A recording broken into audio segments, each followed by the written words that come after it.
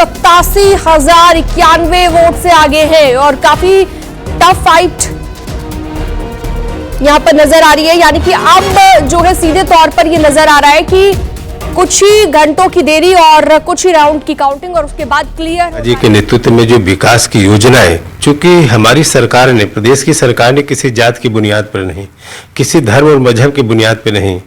जो वंचित समाज था, जो बेबस लाचार था, जो आज़ादी के 70 साल तक सरकार की योजनाओं से वंचित था, उन सारे लोगों को बिना किसी भेदभाव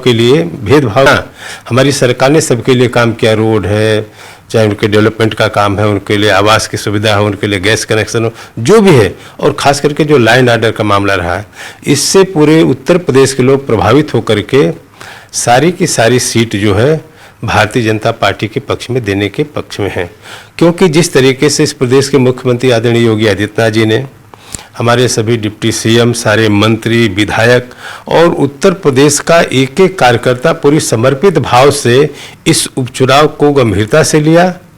कि जिस तरीके से पार्लियामेंट के चुनाव में जिन लोगों ने धोखे से जनता को बरगला करके यहाँ पे बढ़त हासिल किया था, आने वाले दिन में साफ हो जाएगा कि 27 में फिर यहाँ उत्तर प्रदेश में बीजेपी की सरकार बनेगी और फिर 29 में भी जो सबसे ज़्यादा पार्लियामेंट की सीटें उत्तर प्रदेश की जीत की जाएगी। इसलिए आज ऐसे मौके पर मैं आपके चैनल के माध्यम से अपने पार्टी के सभी पदाधिकारियों को, सारे सम्मानित पदाधिकारी लोगों को मैं बधाई देना चाहता हूँ। इस प्रदेश के मुख्यमंत्री, मंत्री और देश के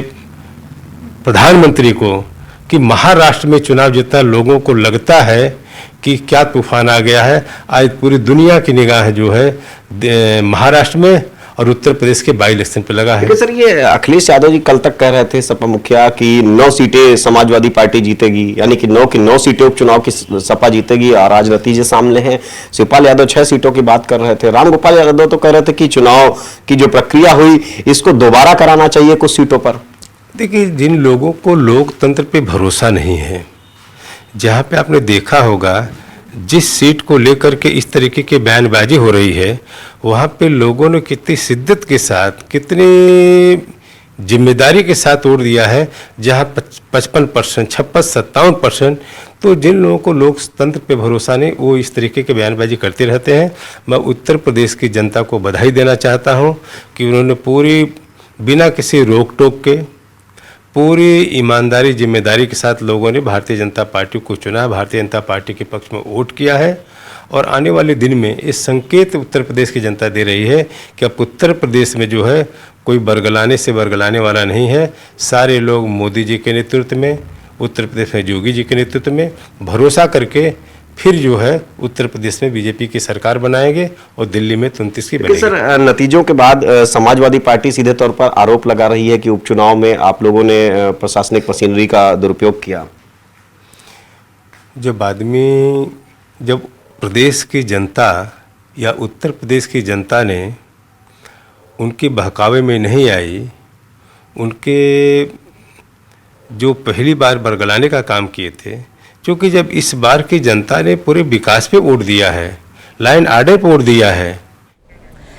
तो दारा सिंह चौहान मंत्री हैं यूपी सरकार में, उनको आपने सुना, वो सीधे तौर पर आरोपों पर ये जवाब देते नजर आए कि जब जनता की तरफ से भरोसा नहीं जताया जाता तो ऐसी ही बातें की जाती हैं। और हमारे साथ गेस्ट का एक खास पैनल जुड़ चुका है। आलोक अवस्थी जी हमारे साथ प्रवक्ता भारतीय जनता पार्टी से जुड़ गए हैं, लोधी राकेश राजपूत हमारे साथ राष्ट्रीय सचिव जुड़ गए हैं समाजवादी पार्टी के। इसके अलावा डॉक्टर परमवीर हमारे साथ मौजूद रहेंगे, राजनीतिक विश्लेषक हैं।